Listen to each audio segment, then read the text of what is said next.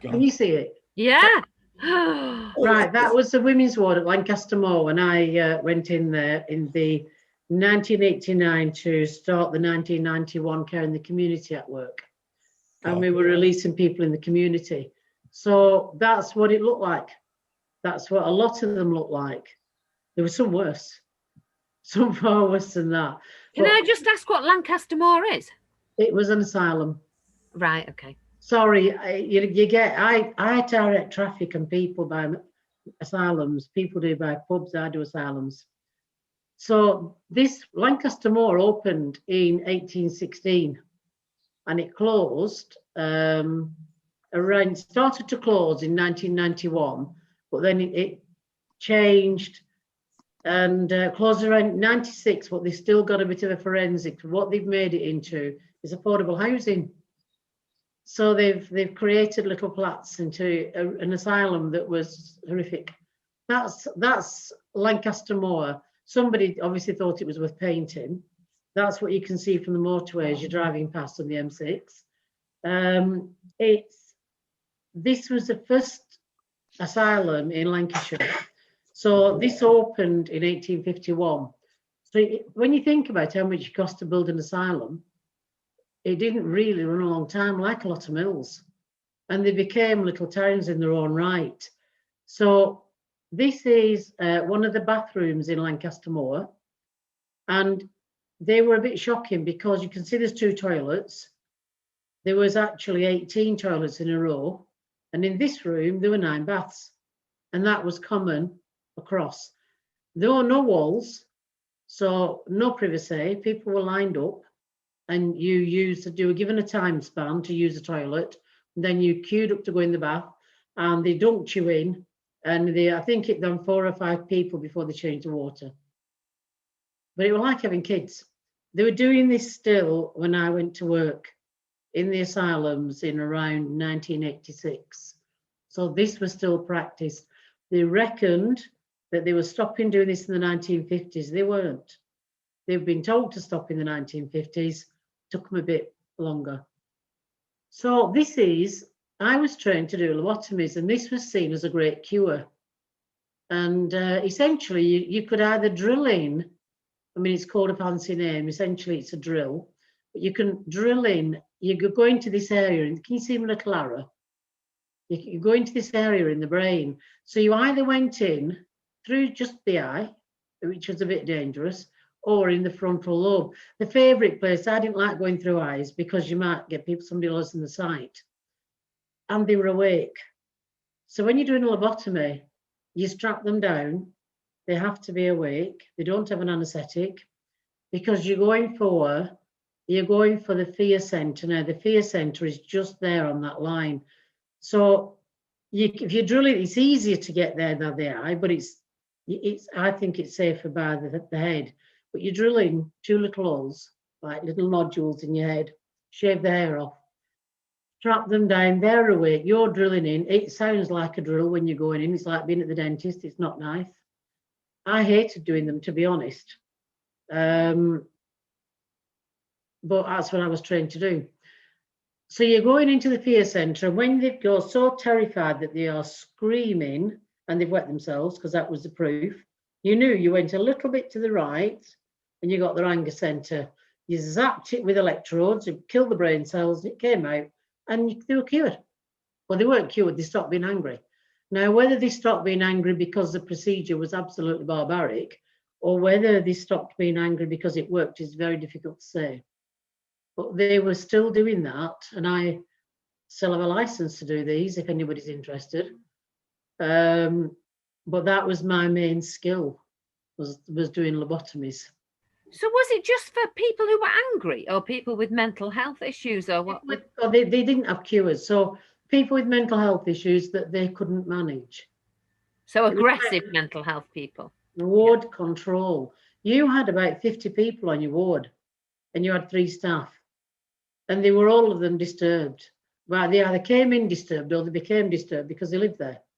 You know, it was difficult to say. Some had gone in as kids. What we have kids now is ADHD kids. You know, we have all sorts of labels for kids. Those kids would have definitely been in there. Autistic kids, they'd have all been in there. So lobotomies were seen as a great cure. So if nothing else worked, you did a lobotomy. But when I was doing lobotomies, I was doing about 3 a week. So it wasn't like they were rare. And this was in the 1980s up to about 1994, 95. So it's not like they were rare. I didn't like doing them. Like I said, I didn't like the fact that you shut them down. This is Prestwich. So you're in Mancunians will recognise Prestwich. You'll see the motorway there. And this was the size of Prestwich. It was a road then, I think. But this was the size of Prestwich when they built it. So it was enormous. They were like mini towns, but you'll also see when this was built, it was in the countryside. Manchester hadn't spread that far. So they always put these asylums on the edge of towns. And they were that so they could get employers, either could employ staff, people could get there. They weren't too remote, but they were people who didn't complain about the screaming, essentially. So this was the asylum as a football pitch there. They were well equipped. There was an entire working system. The asylum workers used to do all the laundry for the hospitals, for example. So all bed linen went there, all uniforms went there. They did everything. They made uniforms. They used to do shoes. They did so many goods. They made bread. They did a lot of work, and they didn't get paid because they were asylum patients. This is, I think it's Lancaster Moor again. No, it's Prestwich is this one. So this is Prestwich, and it's when you go in, it's what's known as the Clock Tower. So there was always a joke about meeting people at the Clock Tower. And but that was where they went when they got out. And they bob round this back here, and they'd have a fag if they'd filched one. But that's what they did. You might think this is all modern stuff, and it's not modern. The first asylum opened in 1247, and it was opened by the monks. It was a priory originally, and it was a mental hospital for people who were mentally distressed. And when Henry VIII brought dissolution in, and he brought the reforms, and he stopped Catholicism, and he closed all of the abbeys, and he stopped Catholicism, he stopped monks. The monks actually were the only people who ran hospitals. So there were the hospitals for the physically sick and the hospitals for the mentally sick. When Henry VIII closed all of that, he created a really bad thing. The only one that remained was one that was called Bethlehem, that then was known as Bedlam, and that's in London. And they had 29 patients, and they had thousands of people out on the street who'd come out of all the hospitals that the monks led, because the monks were all out on the street as well. So there was nothing, anybody could work in one of these places. You didn't have any qualifications, there were no treatments. You literally put somebody in to get rid of them, and then somebody had to pay for them to be there, because if no money came in, they weren't fed. They literally had to have family that paid in, or they could be made to do a job that paid. So that's how they ran. This is Prestwich. So you can see there, it's very tidy. It's like in a bit of a circle. But again, a very big place. And they always had churches in these places and forced people to go along. So Henry VIII closed down a lot and caused a massive amount of chaos in the country. People didn't want to stop being Catholics. Other people wanted to absolutely be reformists. And in the middle of all of this were a lot of very ill people, physically and mentally, who were untreated. Nothing there happened actually until the Lunacy Act came out. And there was a Madhouse Act in 1774, meaning you could put somebody in a madhouse. And then the Lunacy Act came out in 1845. And that really was the one that housed a lot of people. There were a third more females than males. This is at Winnick. It's one of the wards that I used to work on. I managed 4 wards. And this was, as we were closing it, I took photographs. And it had 50 beds. So it was like the women's ward, where you saw beds like in 4 rows and no privacy. But we had some privacy in this ward. I can't remember why. It wasn't me. I didn't insist on it.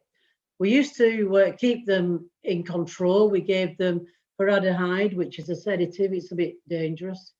But we would, if anybody kicked up and we hadn't time to do a lobotomy, or we decided they weren't at lobotomy stage, we gave them a big blast of formaldehyde, and That sedated them for about 2 days. And we gave them bromide because bromide's fabulous. It stops your sex drive. Absolutely brilliant. 15 cups of tea a day and you'll have no sex drive. So we either, when they stopped us giving bromide, we gave them tea. And that worked really well. So, I mean, I'm sorry if I sound really horrible. It was the mental attitude of the day. That's how I was. Well, I went in and I was told I would never fit. And I was a square peg in a round hole and I would never fit. And I said to the psychiatrist, I'm the future. And you're not.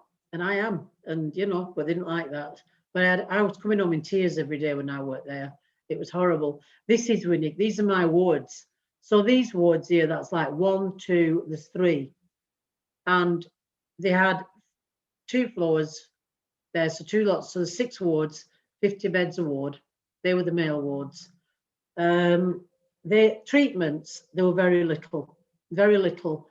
When, up until 1890, when they discovered that you could do very little things. We used to do tree panning, but I didn't. This is before my day, but up to 1890, tree panning was invented by the Greeks.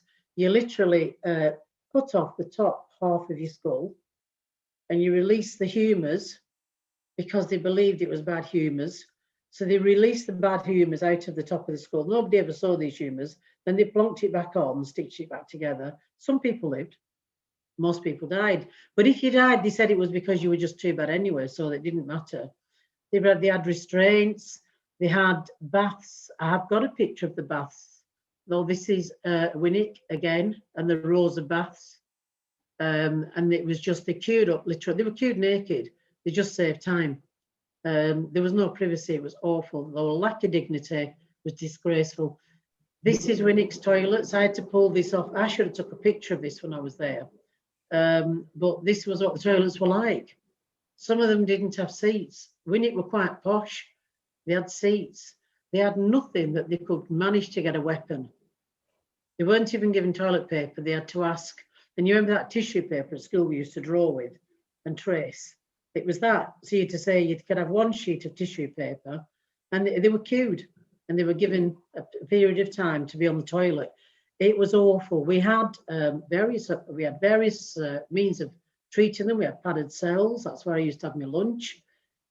We had chains. We had restraints. We had straps. We had straitjackets, which were fabulous.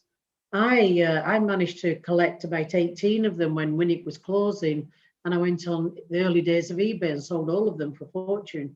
So they were popular somewhere, but not necessarily in Winnick. 2 minutes, Yvonne. I wish I had. 2 minutes, please. Yeah. So lobotomies came in around the 1930s because they discovered lobotomies and ECT. So ECT is electric shock treatment, where you put electrodes on the head and you zap them. No invasive therapy other than you blasting electrodes into the heads. But lobotomies continued right up until 1990s. I'd say they still continue in some countries. And if you've had a section, there's 149 sections. So if you open on a section, you've no choice. You can't say, I don't want one. You have no rights. It wasn't until we had the 1983 Act, the Mental Health Act, that they got some rights, but not many. Now, bizarrely, they've emptied the asylums. So they're all out. They're all in the community, apart from the forensics.